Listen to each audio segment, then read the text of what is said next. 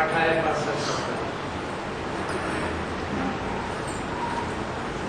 बच्चे अपना अनुभव सुनाते हैं कि कहाँ तक हम पहुंचे।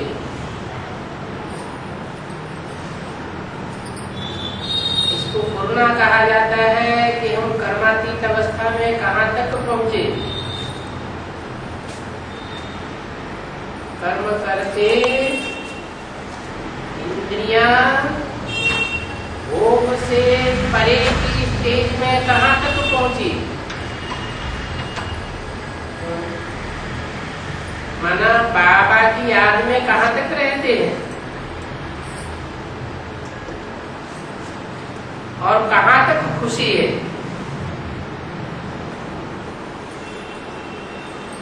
तुम जानते हो कि वो हमारा बाबा भी है, साजन भी है, हम बच्चे भी हैं, उसकी सजनियां भी हैं। वो साजन हमारा बहुत श्रृंगार कर रहे हैं, दिव्य गुणों से श्रृंगार कर रहे हैं, ज्ञान रत्नों से श्रृंगार कर रहे हैं, तो कितनी खुशी रहनी चाहिए। ये तुम बच्चों का डबल पीयर घर है।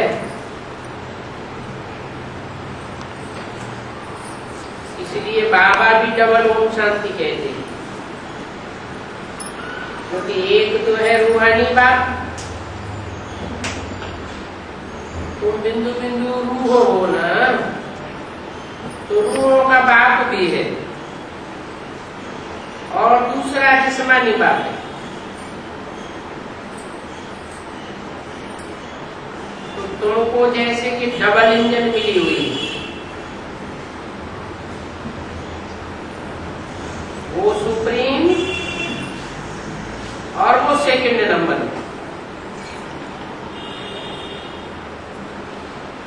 सुप्रीम परमपिता परमात्मा ब्रह्मा द्वारा पढ़ाते हैं, तो ब्रह्मा हो गया सेकंड नंबर में और सुप्रीम हो गया सुपरमेसी वाला। तो ब्रह्मा भी पढ़ाते हैं। ये भी बच्चे समझते हैं कि इन जितना रहम दिल बाप कोई गाया हुआ नहीं है।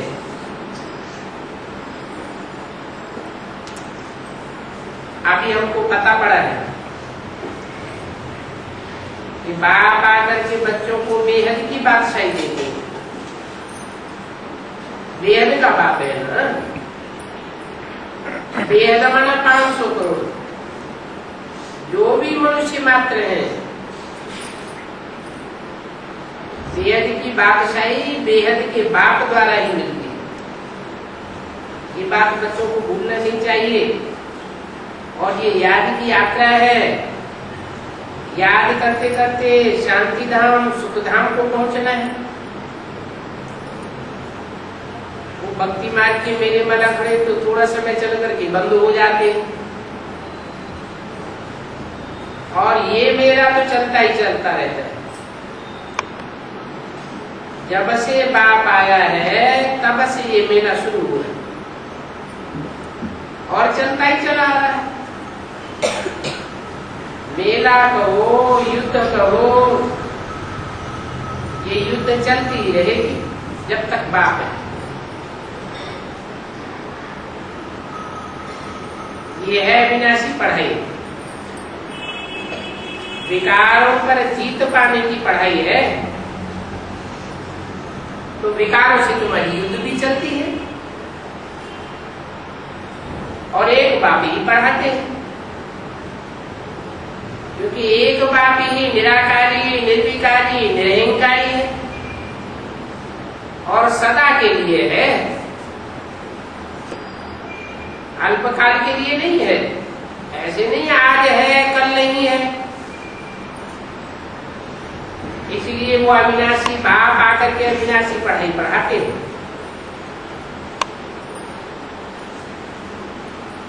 तुम जानते हो कि हम ससुर घर जा रहे हैं। ब्रह्मा का है पियर घर और विष्णु का है ससुर घर। अभी देखो पियर घर बहुत गरीब है और ससुर घर बहुत साहूकार है। क्यों गरीब है? ब्रह्मा को दाढ़ी मूछ वाला दिखाते हैं, भिखारी दिखाते हैं। जो भी देवताएं हैं उनको दाढ़ी मूछ नहीं दिखाई जाती और ब्रह्मा को, मनुष्यों को दाढ़ी मूछ दिखाई जाती है। इसलिए क्योंकि विकारों की निशानी है ना, तो जब तक ये विकार है तब तक समझो गरीब है। ससुर घर में तो बहुत साहूकारी है, वहां विकारों की बात ही नहीं। तुम जानते हो कि हम इस पढ़ाई से बैकुंठ के मालिक बन गए। ऊंच से ऊंच बाप पढ़ाते हैं तो ऊंच से ऊंच बैकुंठ की नई दुनिया स्थापन करते हैं। तो फिर बच्चों को खुशी क्यों नहीं रहनी चाहिए? घर में बैठे भी बाप को याद कर सकते हो और याद करते करते बहुत प्योर और मीठा बनना है। कोई को भी मनसा से, वाचा से, कर्मणा से दुख नहीं देना है। देह अभिमान में आने से ही खिटपिट होती है। देह अभिमान में आने से कोई न कोई दुष्ट संकल्प चलाए लेते हैं। मुख से दुख देने वाली वाचा निकल पड़ती है, कर्मेंद्रियों से दुख देने लग पड़ती है और शरीर को भी धोखा आ जाता है। जब ऐसी एक्ट करते हैं तो डिसर्विस हो जाती है। जबकि बाप आए हैं तो ये तो सर्विस का बहुत बड़ा चांस है। तुम बहुत ऊंची सर्विस कर सकते हो, कोई को भी बाप का वर्षा दे सकते हो, दिलवा सकते हो। बाप को आधा कल्प से याद किया है और अभी वो मिला है। बड़ी शिक्षक से पढ़ाते हैं, याद करते हैं, मिलते हैं और जिस्मानी बाप का प्यार तो मानो कि मार ही मार है। बाप का प्यार तो सच्चा है। वो तो शादी कराते हैं कि बच्चे पैदा होंगे, बुढ़ापे में हमारी परवरिश करेंगे, हमारी धन संपत्ति के मालिक बनेंगे, हमारी धन संपत्ति पीढ़ियों दर पीढ़ियों सुरक्षित बनी रहेगी। बाप तो कोई आस नहीं करते, वो बाप तो गिराते ही रहते हैं। सबसे जास्ती गिरावट होती है काम महाशत्रु। इसलिए बाप कहते हैं काम महाशत्रु है, शादी बर्बादी है। तुम बच्चों को तो शादी करनी ही नहीं। मृत्यु का बर अंतिम घड़ी पर है तो हम शादी करें ही क्यों? इसलिए पवित्र बनना है और खुशी में बहुत रहना है। जिनको धन होता है वो खुशी में बहुत रहते हैं। तुम तो 21 जन्मों के लिए स्वर्ग के मालिक बनते हो। तुम्हारी मुसाफिरी मूल वतन और सुखधाम की तरफ है। पहले मूल वतन जाएंगे फिर सुखधाम में जाएंगे। तो मूल वतन में जाने से तुम्हारी मौलिक स्टेज बननी चाहिए। कौन सी है मूल अवस्था? बिंदु रूप स्टेज। बिंदु बन जाना चाहिए। जितना जितना आत्म की स्थिति में रहेंगे उतना मूल वतन की ओर दौड़ी तीखी पहनेंगे और उतना ही सुखधाम में जाएंगे। तो तुम्हारा विलायक स्वर्ग है, वो तो विलायक में जाते हैं, समझते हैं वहां बहुत सुख होगा। अब मौत तो वहां भी आती है, हॉस्पिटल तो वहां भी है, दुख दर्द तो वहां भी है, लेकिन बाप तुम्हें जिस विलायत में भेजते हैं वहां कोई प्रकार का दुख दर्द नहीं होगा। और उनको तो पासपोर्ट बनवाना पड़ता है,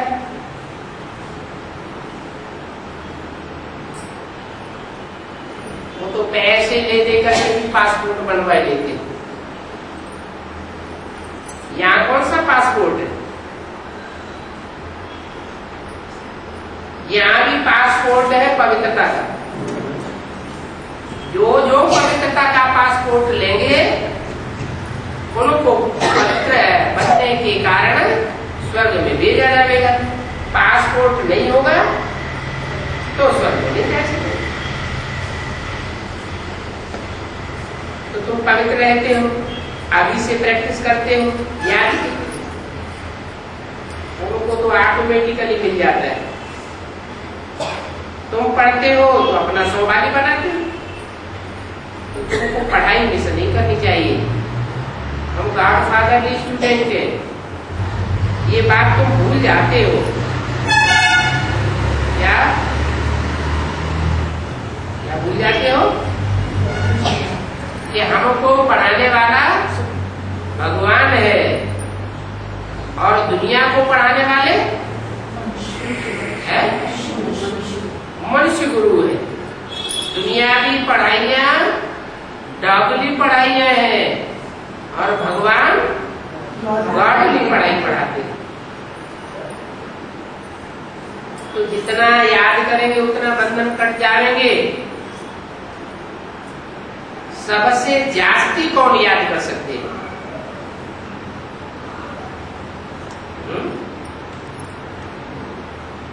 औरों के मुकाबले सबसे जास्ती याद में कौन रह सकती है?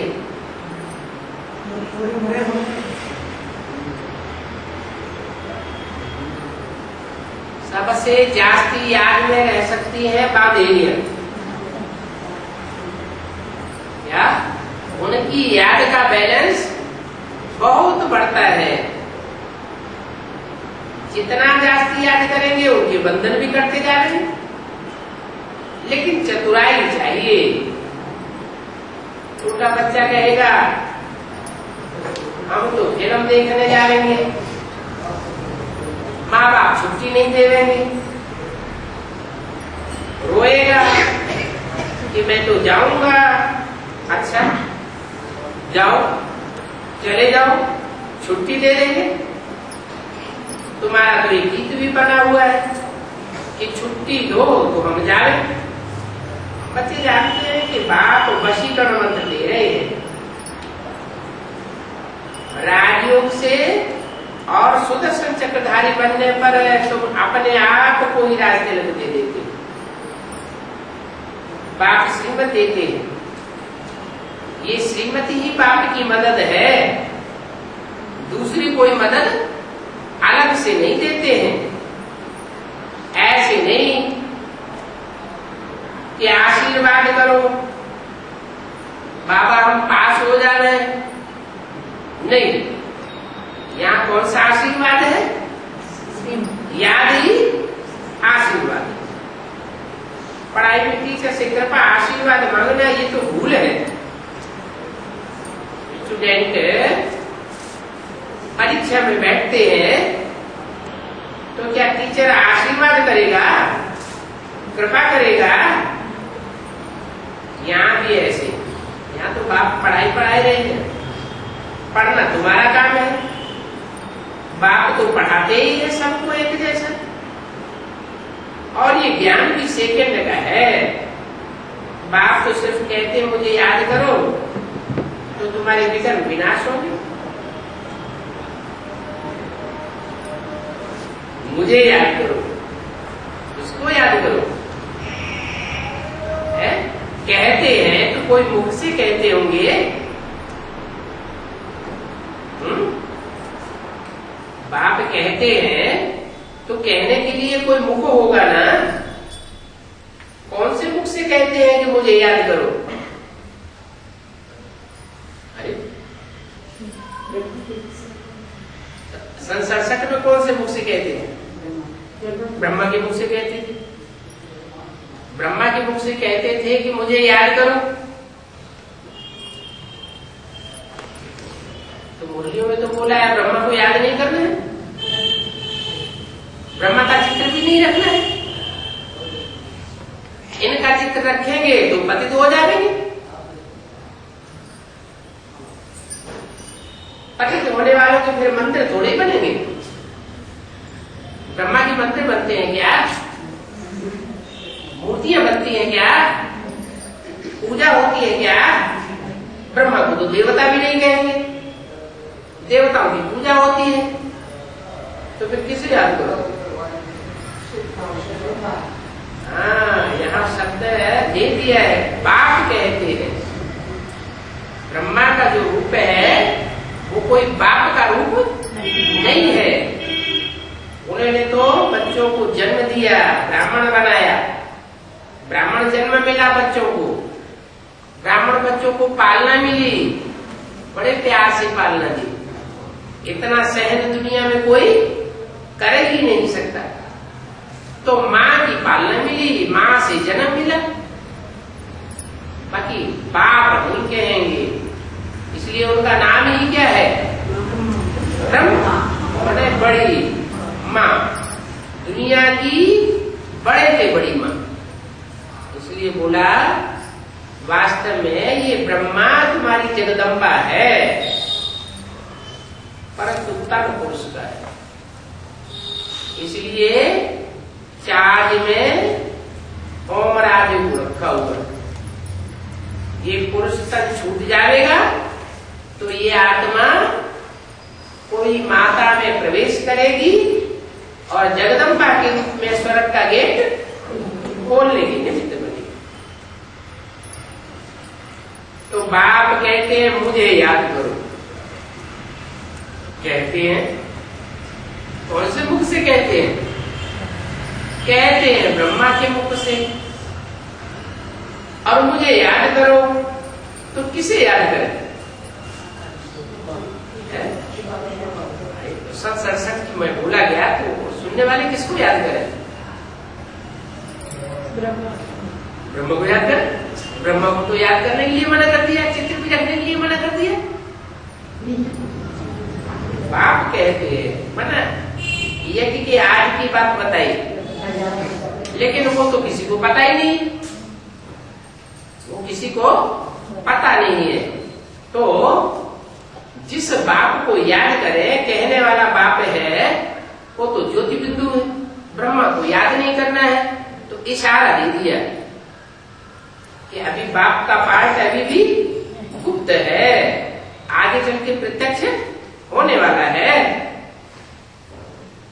सिर्फ मुझे याद करो और कोई को याद न करो। मुझे याद करेंगे तो विकल्प विनाश होंगे, जैसे को याद करेंगे वैसी स्टेज बनेगी।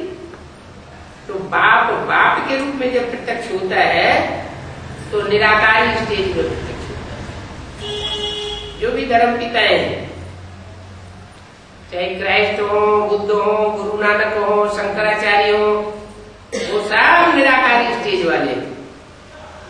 उनका चेहरा देखने से ही लगता है जैसे कि उनकी आत्मा इस सृष्टि में है ही नहीं, ऊंचे धाम की रहने वाली है। निराकारी स्टेज में होने के कारण उनको बीज कहा जाता है। अपने अपने धर्म के बाप है, लेकिन वो तो सिर्फ बाप है, उन बापों का भी कोई बाप है। तो कहते हैं मुझे याद करो, मनमना भव का मंत्र देते हैं। हम तो याद करते हैं, हम कोई मंत्र नहीं जपते हैं। बाबा बहुत युक्तियां बताते हैं। शंकराचार्य जैसे एक को जगाया तो तुम्हारा नाम बाला हो जाएगा। इसको जगाया शंकराचार्य को नहीं। शंकराचार्य जैसे जो शंकराचार्य हुए हैं उन जैसे किसी एक को जगाया, माना कहां की तरफ इशारा दिया? दुनिया के शंकराचार्यों को जगाने की बात नहीं है। जैसे दुनिया की शंकराचार्य मठ पंथ सब जमा करके बैठ जाते हैं, अपनी पूजा करवाते हैं, शिवो हम बन के बैठ जाते हैं, ऐसे ही ब्राह्मणों की दुनिया में जो बड़े बड़े मठ पंथ जमा करके बैठे हुए, उनमें से किसी एक को भी जगाया तो तुम्हारा नाम बाला हो जाएगा कि वाह, ब्रह्मा कुमार ने तो, प्रजापिता ब्रह्मा कुमार ने तो शंकराचार्य को भी जगाई दिया। बाबा अगर छोटी कुमारी होती तो इतना ज्ञान होता और फट से जाकर के समझाती।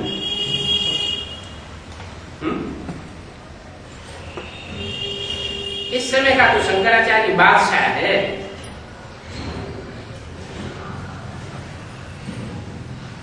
उनको अगर जीत लिया तो जैसे प्रजा को जीत लिया।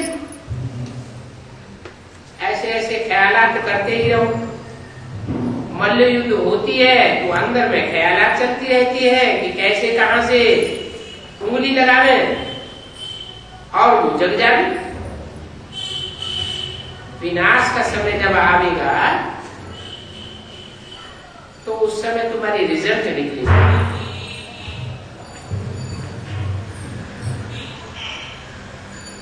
तुमने जो भी पुरुषार्थ किया है वो पुरुषार्थ की रिजल्ट आने लगेगी।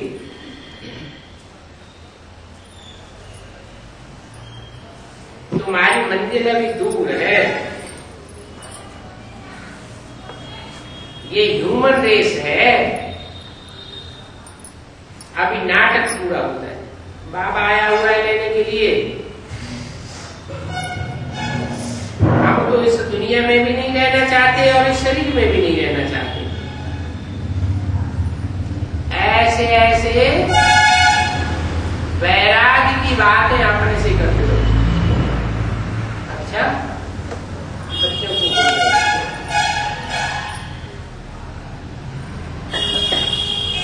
मतलब पाठ्यक्रम है 19 मई 1967। बाप बच्चों को समझाते हैं कि यहाँ पर जब बच्चों को याद में बिठाते हैं तो इस बात को कोई मनुष्य नहीं समझते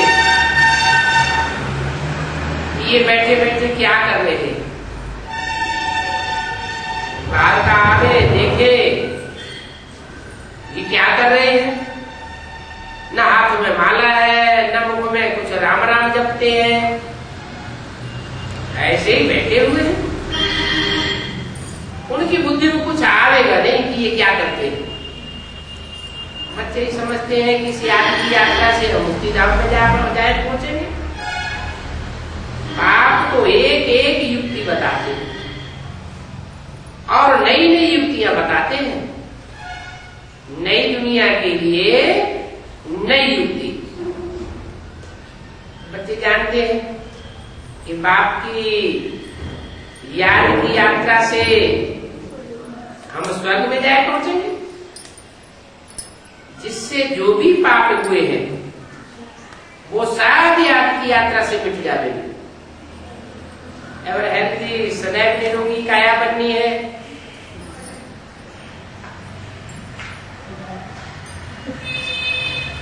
सदैव मन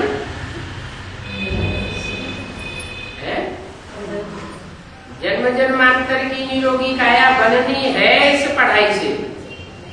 ऐसे नहीं अगले जन्म में बनेगी। निरोगी काया और निरोगी राज्य प्राप्त करते हो। इसके लिए बच्चे पुरुषार्थ कर रहे हैं। अपने अपने सेंटर्स पर भी ये पुरुषार्थ करते हैं क्या कि हमारी काया भी निरोगी बने और जो राज्य है वो भी निरोगी बने, कोई विघ्न बाधा ना आने पाए। बाप से तो कोई भी चीज सहज मिलती है ना। बाप को तो बच्चों पर लव होता है। ये बेहद का बाप है ही बेहद सुख देने वाला। इससे जास्ती सुख और कोई धर्मपिता देता नहीं है। और धर्मपिताएं उनके धर्म के फॉलोअर्स जो सुख पाते हैं उनका आधा आधा होता है। इस सृष्टि पर जो सुख पाते हैं आधा सुख और आधा समय दुख पाते हैं। और ये बाप से जो तुमको वर्षा मिलता है वो पौना हिस्सा सुख और चौथाई हिस्सा दुख मिलता है। तो तुम तो फायदे में रहते हो। तुम बच्चे जानते हो हम बाबा को याद करते करते शांति धाम में जाकर के फिर सुख धाम में पहुंचेंगे। भक्ति की भेंट में ये कितना सहज है। बच्चे जानते हैं कि स्वराज्य की स्थापना तो होनी है, इसको कोई रोक नहीं सकता है। की राज्य की स्थापना है, स्वराज्य की स्थापना। स्व माने आत्मा, माने रूहानी राज्य की स्थापना होनी है। रूहानी बापी ये स्थापना कराते हैं और उसके लिए फिर विनाश भी होना है। आत्मिक राज्य की स्थापना होगी तो विनाश क्यों होना चाहिए?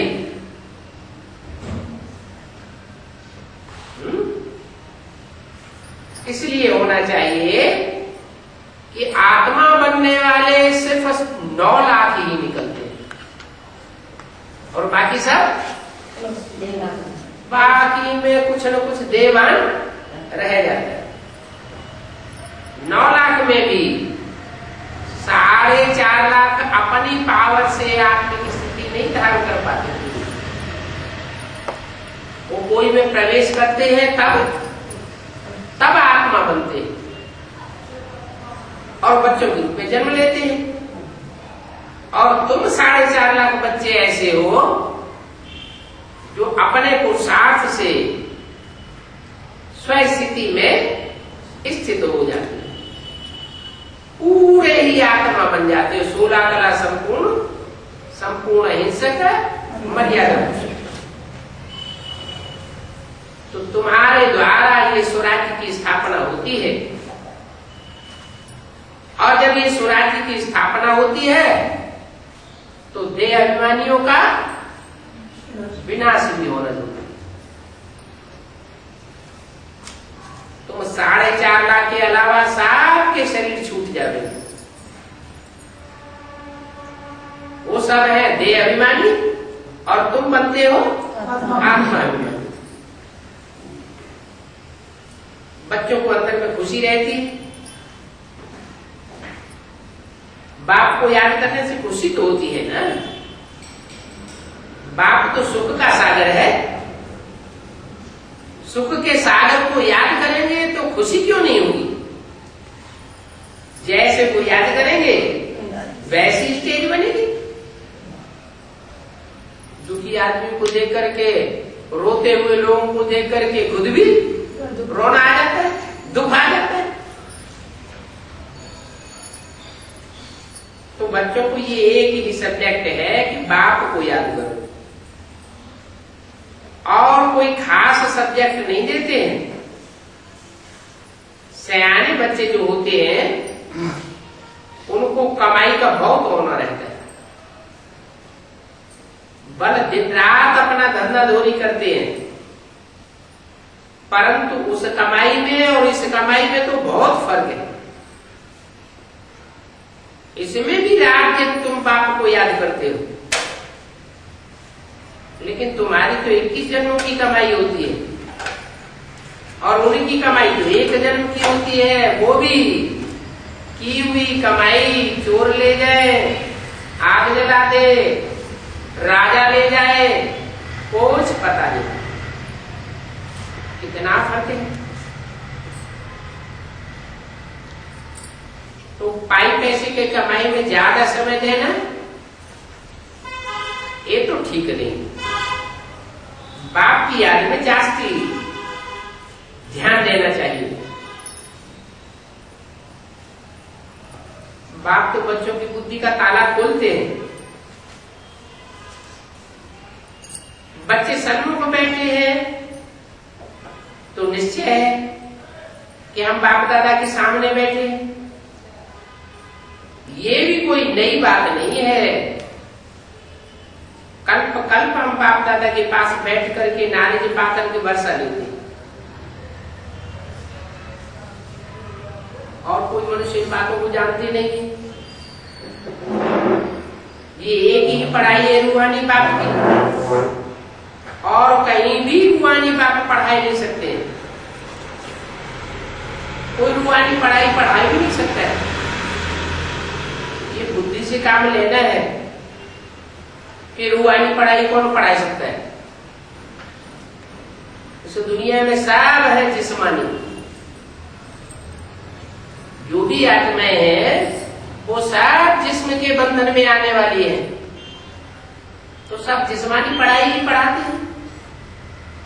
एक ही रूह है जो कभी जिस्म के बंधन में नहीं आती, तो वो आकर के रूहानी पढ़ाई पढ़ाती है। तो रूहानी पढ़ाई पढ़ा करके तुम अपना रूहानी राज्य लेते हो। इसको कहते हैं सच्चा स्वराज्य। किसका राज्य? स्व का राज्य, आत्मा का राज्य। वो गांधी ने तो आवाज लगाई हमें स्वराज्य लेना है, राम राज्य लेना है। तो राम राज्य आया क्या? स्वराज्य आया कि और ही परतंत्र हो गए और ये विदेशियों के चंबे में फंसते चले जा रहे हैं। सच्चा स्वराज्य तो बाप ही आकर के स्थापन करते हैं। इसमें मुझना नहीं चाहिए। बुद्धि से काम लेना, कोई भी संशय हो तो पूछना चाहिए। क्या? और कोई सत्संगों में ऐसे गुरु नहीं कहेंगे कि कोई संशय हो तो सभा में बैठ करके पूछो। बाप तो कहते हैं कोई संशय आता है तो पूछ लेना चाहिए, मुझने की बात नहीं है। यूं तो ये नॉलेज ऐसी है कि आप ही सबको समझ में आ जाती है, पूछने करने की भी दरकार नहीं रहती। एक तो बुद्धि का योग बाप के पास लगा रहना चाहिए। बाप की ओर बुद्धि का योग होगा तो कुछ पूछने करने की भी दरकार नहीं रहेगी। तुम्हारा बुद्धियों को जिन्न में मुआफिक होना चाहिए। जिन्न की कहानी बताते हैं ना। जिन्न कहता था कि हमको काम दो, नहीं तो हम खा जाऊंगा।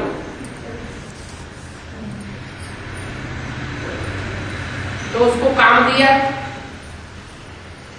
इस सीढ़ी पर ऊपर चढ़ो और नीचे दो, यही तुम्हारा काम है। तो अपने काम में लग गया, ऊपर जाना नीचे आना, ऊपर जाना नीचे आना। अगर काम न दिया तो क्या करेगा? तो खा जाएगा। बात कहां की है? कौन है? जित प्लस ना, दोनों शब्दों को मिला के बनता है जिन्न।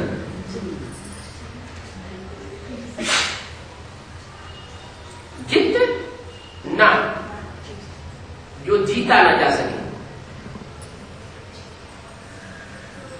कौन है ऐसा संसार में जो जीता न जा सके?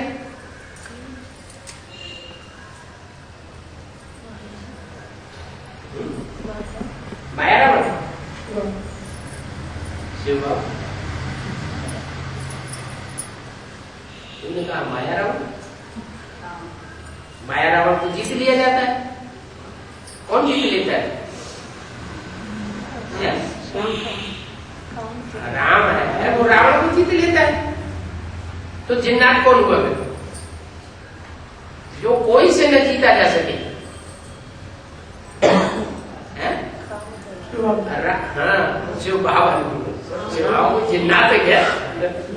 उसको काम मिलेगा? ऊपर चढ़ो नीचे उतरो, वो तो नीचे उतरता ही नहीं। शिव का भी नीचे उतरता है क्या? है? वो तो संग के रंग में नहीं आएगा तो नीचे कैसे उतरेगा? तो कौन नीचे उतरता है? रामकृष्ण की आत्माएं जब पुरुषार्थ करती है, चाहे रामकृष्ण की आत्माएं हो चाहे कोई बच्चे हो, संग के रंग में आते हैं तो नीचे उतरते हैं, और बाप को याद करते हैं तो ऊंची स्टेज पे चढ़ते हैं। ऐसे नीचे ऊपर उतरने वाली आत्माओं में राम वाली आत्मा है, उसको खास काम मिला हुआ है। क्या? ऊपर चढ़ो नीचे क्यों उतरो? नीचे क्यों उतरो? ऊपर ही क्यों नहीं चढ़ते चले जाओ? जिन्नात हो तो ऊपर ही चढ़ते चले जाओ। इसलिए जो राम बाप है उसको प्रजापिता भी कहा जाता है। वो सारी मनुष्य सृष्टि का पिता है। तो पिता बच्चों के बिना वापस नहीं जा सकता। बच्चे जो नीचे स्टेज में पड़े हुए हैं उन बच्चों को भी नीचे से ऊपर ले जाता है। तो बच्चों के संग में आना पड़े, संग के रंग में आता है, उनके संग खाता है, उनके संग रहता है। तो अन्न दोष और संग दोष राम की आत्मा को भी लगेगा या नहीं लगेगा? लगेगा। संग दोष लगेगा तो अवस्था नीचे आएगी, फिर बाप को याद करेगा तो अवस्था ऊंची जाएगी। तो ये काम मिला हुआ है, ऊपर चढ़ो और नीचे उतरो। अगर ऐसा न करे तो माया नहीं उसे खा जाएगी। माया वो राम रावण खुद ही बन जाता है। क्या?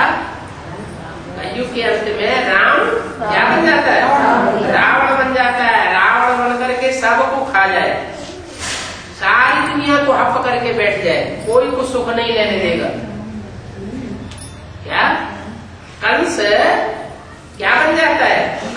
सतयुग में कृष्ण बन जाता है और कलयुग के अंत में कंस बन जाता है। जब सतो प्रधान है तो सात्विक स्टेज, तमो प्रधान है तो तामसी स्टेज बन जाती है। तो वे बाप भी कहते हैं कि हमको याद नहीं करेंगे तो तुमको माया काल खा जाएगा। जास्ती कोई मेहनत नहीं देता हूं, में बैठ जाता है कि ये दुनिया खत्म होनी है, इसमें दिल लगा करके क्या करेंगे? तो फिर पुरानी दुनिया से ममत्व मिटता जाएगा। अभी बाबा तुमको देखते हैं, तुम बाबा को देखते हो, बाबा की बुद्धि में है कि अब हम तो घर जा रहे हैं बच्चों के साथ। तुम बच्चे फिर राजधानी में आ गए।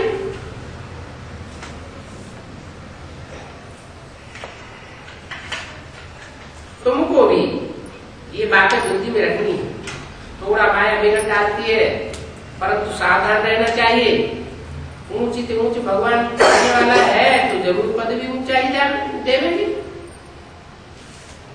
सिर्फ याद की यात्रा में रहना। इसमें बच्चे मुझते क्यों हैं?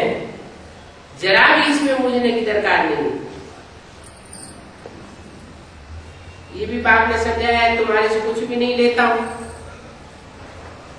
मैं तो तुमको देने आया हूं। कोई ट्यूशन लेता हूं क्या? कोई पढ़ाई का उजूरा लेता हूं क्या? तुमको सुखधाम का मालिक बनाने आया हूं। हम ईश्वर को देते हैं, ये सोचना भी पाप है। क्यों?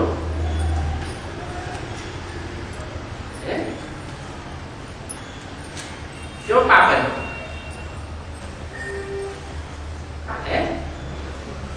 ये कोई देता है बाबा को कुछ, अगर ये सोचे कि हमने बाबा को दिया, बाबा ऐसे यज्ञ में लगा देंगे, यज्ञ का खर्चा चलेगा, तो ये सोचना पाप क्यों है? पाप इसलिए है कि बाबा लेकर के क्या करेंगे? तुम जो देते हो वो अपने लिए देते हो या बाबा के लिए देते हो? बाबा तो जिंदगी है, परम धाम से कुछ लाता भी नहीं है और लेकर के भी कुछ जाएगा नहीं। तुम देते हो, तुम ही 21 जन्मों के लिए पाते हो। जो करेंगे अपने लिए करेंगे, बाबा के लिए तो कुछ लेने करने की बात है ही। ईश्वर तो दाता है, कोई के भी अंदर में है कि हम देते हैं तो इतना कहने पर उसकी ताकत ही कम हो जाती है। क्या अगर दूसरे को कहा कि हमने यज्ञ में इतना दिया, तो देने वालों ने जो दिया उस दिए हुए दान की ताकत कम हो जाएगी। वो यज्ञ में उतना काम नहीं आएगा जितना काम आना चाहिए, क्योंकि देह अभिमान में आकर के दूसरों को बताते हैं कि हमने इतना दिया, तो ये भी पाप बन जाता है। ये भी जानते हो, शिव बाबा को राजाई आदि कुछ भी नहीं चाहिए। बाबा तो तुम बच्चों को आकर के राजाई देते हैं, खुद राजाई नहीं देते। बाप तो तुम बच्चों का ओबीडिएंट सर्वेंट बनकर के आता है, राजा बनकर के आता है क्या?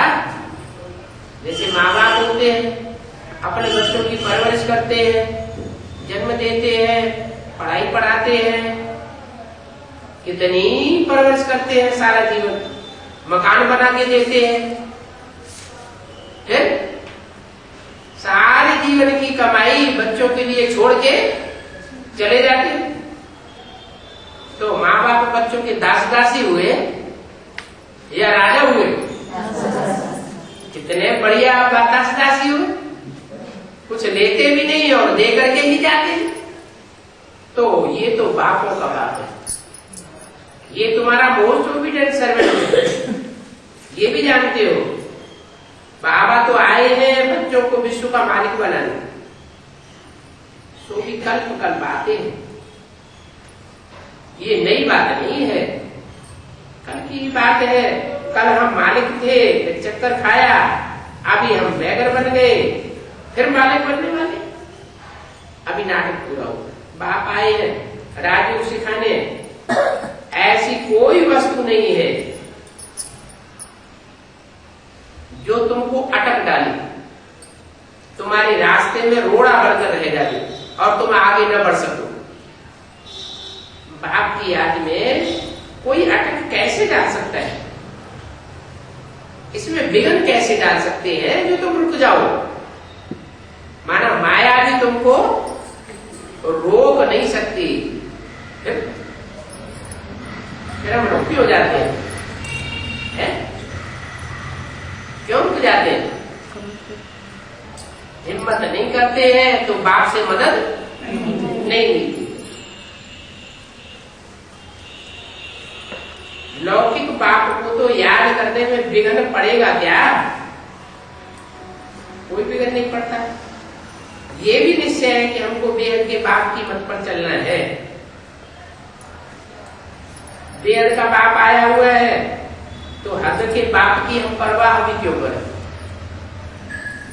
क्या इसलिए बोला लौकिक संबंधियों से न कुछ पूछना है और न उनकी मत पर चलना है। अरे अब बांधेली माताएं पति आड़ देगा ऐसे करो,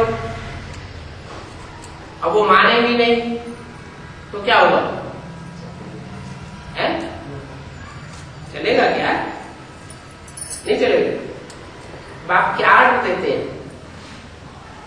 बाप तो सिर्फ आर्डर देते हैं पवित्र रहो और मुझे याद करो। कोई दूसरी बात बताते हैं क्या? तो ये आर्डर नहीं मानना चाहिए। ये एक आर्डर तो मान सकते हैं ना, पवित्र रहना है और बाप को याद करना है। वो इस साधारण तन में हमको आकर के सिखाते हैं। नहीं तो ये चित्र आदि कहां से आवे? और फिर बनना भी प्रजापिता ब्रह्मा कुमार कुमारी। क्या बनना है? सिर्फ ब्रह्मा कुमार कुमारी नहीं बनना, क्या बनना है? प्रजापिता ब्रह्मा कुमार कुमारी बनना है। उनके हम तो ब्रह्मा कुमार हैं, हम प्रजापिता को नहीं मानते, तो क्या दोष आ जाएगा? कोई कहे हम तो अम्मा कुमार हैं, हमें बाप का पता नहीं, तो क्या दोष आ जाएगा? कोई अपनी अम्मा का नाम बतावे कि हम अपनी अम्मा की कुमार है, बाप का नाम ना बतावे तो लोग क्या समझेंगे? कोई गड़बड़ है, ये अपने बाप का नाम क्यों नहीं बताता? तो बाबा कहते हैं कि तुमको क्या बनना है? बनना है, बनना भी है, माने अभी 67 में बने नहीं हो क्या? 67 की बोली है ना, 67 की, तो बोला और फिर बनना भी प्रजापिता ब्रह्मा कुमार कुमारी है, माने सन 67-68 में जब तक ब्रह्मा जीवित थे तब तक प्रजापिता का किसी को ज्ञान था ही नहीं। जब बाप का ज्ञान ही नहीं है कि बाप कौन, तो बाप के बच्चे भी नहीं बने। इसलिए बताया कि बनना है। कब बनना है? जब बाप इस सृष्टि पर प्रत्यक्ष हो जाए। इसलिए 76 को बाप का प्रत्यक्षता वर्ष मनाया गया। बाप का प्रत्यक्षता वर्ष जब मनाया गया तो बाप ब्रह्मा कुमार कुमारियों के बीच प्रत्यक्ष होना शुरू हो गया। सबको धीरे धीरे पता चलने लगा। जो भी प्रजापिता ब्रह्मा कुमार कुमारी बनते हैं उनको पता चलने लगा कि यज्ञ के याद में दादा लेखराज ब्रह्मा को जो साक्षात्कार हुए थे उनका अर्थ किसने बताया? उनकी बुद्धि रूपी पेट में ज्ञान का बीज किसने डाला? उनको तो पता नहीं। गुरु से पूछा, गुरु ने मना कर दिया। बनारस के विद्वान पंडित आचार्यों से भी पता नहीं चला, तो किसने बताया? उनकी बुद्धि में ज्ञान का बीज किसने डाला कि तुमको ब्रह्मा जी में पाठ बजाना है, ब्राह्मणों की पैदाइश करनी है, अगले जन्म में जाके तुम्हें कृष्ण के रूप में जन्म लेना है? ये किसने बताया? कोई ने तो बीज डाला होगा ज्ञान का। तो कलकत्ते की गद्दी में बाबा के पास 10 साल से कोई पुराना काम करने वाला रहता था, बहुत होशियार था। बाबा की बुद्धि में बैठा था, ये हीरो का बहुत पारखी व्यक्ति है और दुनियावी ज्ञान में भी बहुत तीखा है। तो बाबा ने उसके सामने ये बात रखवा दी साक्षात्कारों को, और उसी समय शिव ने उसमें प्रवेश करके उन साक्षात्कारों का क्लैरिफिकेशन दे दिया।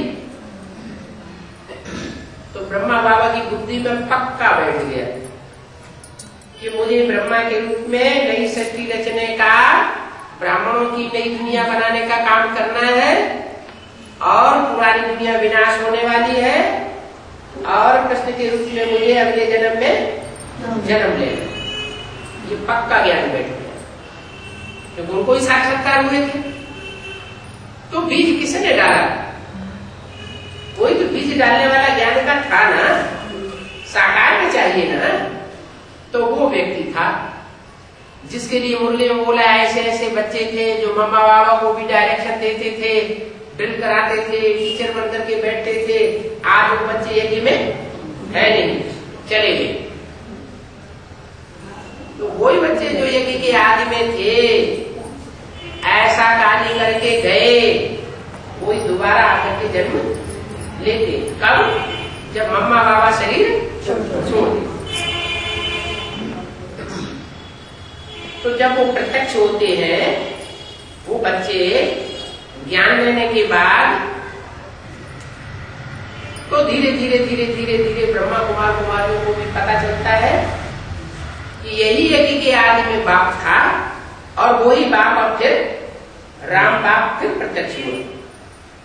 ये बात बुद्धि में बैठती है तो जैसे बाप के बच्चे बन जाते हैं, प्रजापिता ब्रह्मा कुमार कुमारी कहे जाते हैं। भगवान नई रचना रचेंगे ना, कि पुरानी रचना से नई दुनिया बनावेंगे। भगवान आते हैं तो नया ज्ञान सुनाते हैं, नए ज्ञान से नई दुनिया की रचना रचते हैं। प्रजापिता ब्रह्मा द्वारा रचते हैं। ब्राह्मण तो तुम ही हो। बच्चों को पता है कि अब हम ब्राह्मण कुल के हैं। पहले पहले ईश्वरीय कुल के बनते, फिर दैवी कुल के बनते। ईश्वरीय कुल के माना ब्राह्मण, फिर जब संपन्न ब्राह्मण बनते हैं तो उनको क्या कहा जाता है? देवता कहा जाता है। संपूर्ण ब्राह्मण माना देवता।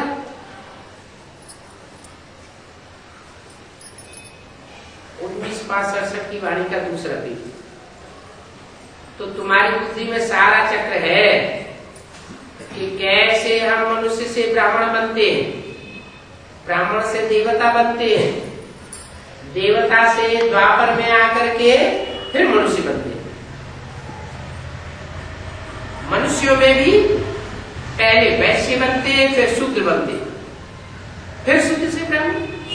शायद बातें फिर क्यों भूलनी चाहिए? याद रहने से ही सदैव खुशी रहेगी। क्यों खुशी नहीं रहती है? क्योंकि आपस में झरमुई झगमुई में लग जाते हैं तो ये सब बातें ज्ञान की भूल जाती है। झरमुई झगमुई क्या होती है? आपस में एक दूसरे लड़ाई लड़ने लग पड़ते हैं, एक दूसरे की कमियां देखने लग पड़ते हैं।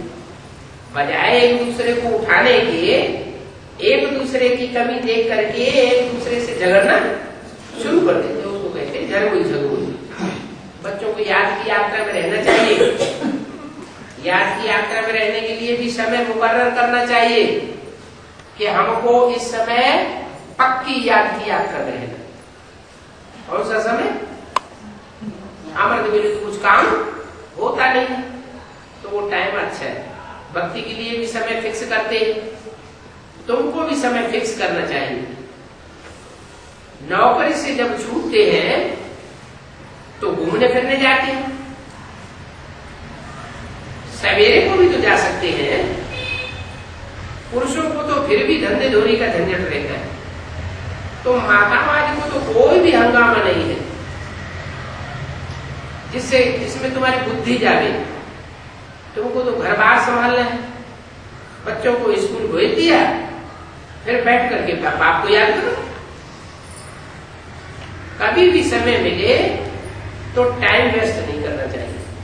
बाबा कहते रहते हैं कि याद का चार्ट रखो तो तुम्हारी बहुत उन्नति होगी। अपना ही कल्याण करना चाहिए। बाप जो कहते हैं वो सुना नहीं करना चाहिए।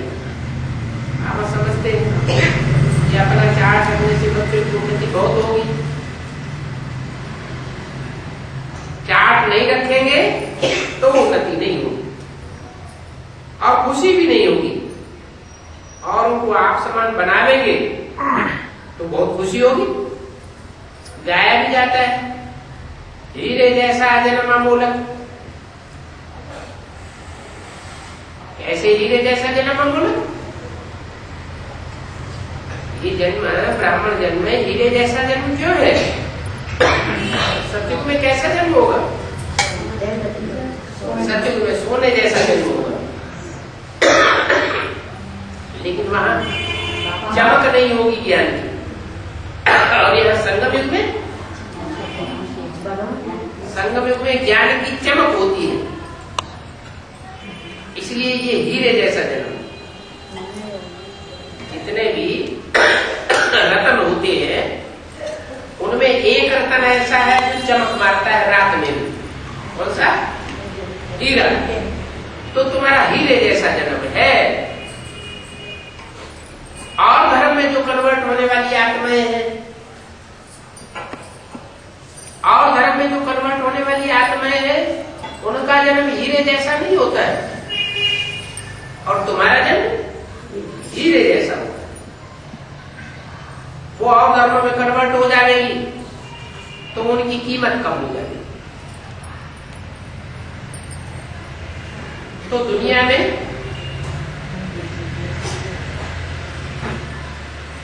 तुम्हारा अमोल जन्म है, वो तो धक्के आगे खाते रहते हैं, तो सारी पद कमाई देते हैं।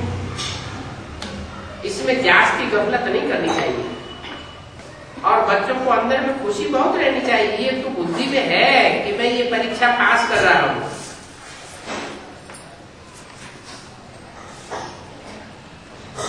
जो इनकी बुद्धि में है तब तुम भी यही धंधा कर रहे हो। और फिर क्या चाहिए? परवाह की काल ब्रह्म में रहने वाले परमात्मा की वो तुमको मिल गया, फिर बाकी क्या चाहिए? विश्व की बादशाही मिल जाती है। तुम बच्चों को अभी बादशाही मिल रही है, इसलिए सदैव हर्षित रहना है। तुम्हारे जैसा सौभाग्यशाली और कोई मनुष्य नहीं हो सकता। क्यों है? तुम्हारे जैसा सौभाग्यशाली और कोई मनुष्य क्यों नहीं हो सकता है?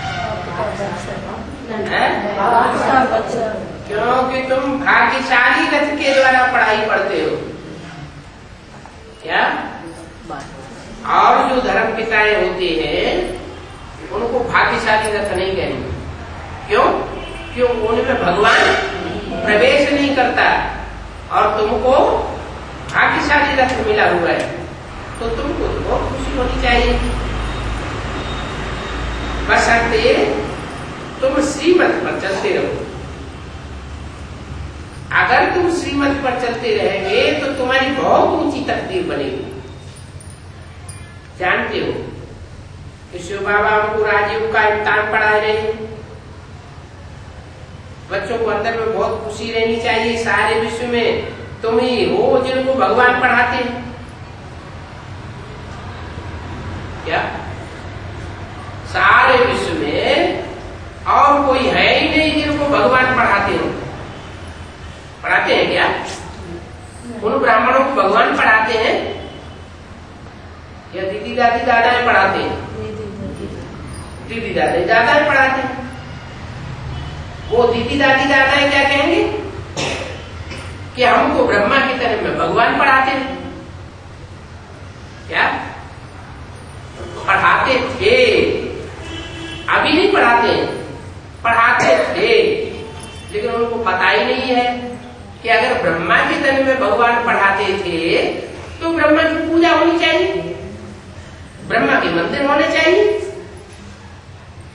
ब्रह्मा की मूर्ति बननी चाहिए। वो तो बनती नहीं, और भगवान के तो मंदिर बनते हैं, भगवान की तो पूजा होती है, भगवान की तो मूर्तियां बनती हैं। तो वो मूर्तियां कौन सी? तो बुद्धि में बैठना चाहिए कि विष्णु और शंकर तीन देवताओं में ये दो देवताएं ऐसे हैं जो भगवान का रूप धारण करते हैं। भगवान आकर के भगवान भगवती बनाते हैं। ऐसे तो भगवान निराकार को ही कहा जाता है, बिंदी को कहा जाता है, लेकिन वो बिंदी बाप आकर के जिनको आप समान बनाते हैं वो लक्ष्मी नारायण कहे जाते हैं, भगवान भगवती। उन भगवान भगवती से फिर राधा कृष्ण जैसे देवताओं का जन्म होता है। तो बोला तुम बच्चे बहुत खुश जाते हो, बाप याद दिलाते हैं और समझाते हैं कि मरना तो सबको है। क्या? ऐसा कोई नहीं बचेगा इस दुनिया में जिसको मरना न हो, लेकिन तुम्हारे मरने में और दुनिया वालों के मरने में क्या अंतर होगा? है? तुम जीते जी मरेंगे और दुनिया वाले शरीर छोड़ करके मरेंगे। अगर सारे ही शरीर छोड़ के मर जाए तो राधा कृष्ण जैसे बच्चों को जन्म कौन देगा? तो फायदे में कौन रहेगा? जो जीते जी मरेंगे, जीते भी रहे और देवान से देवान से मरे। 5 विकार ही खलास हो जाएंगे।